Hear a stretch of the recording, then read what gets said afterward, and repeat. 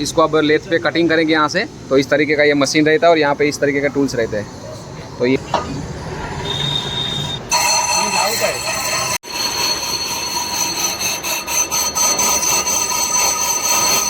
आएगा।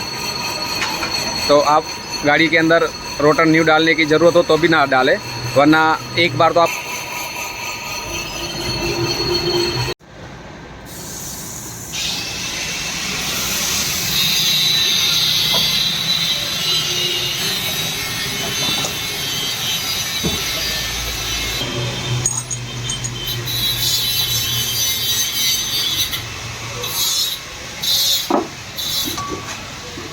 अब देख सकते हो फ्रेंड्स क्या चेंज है दोनों में।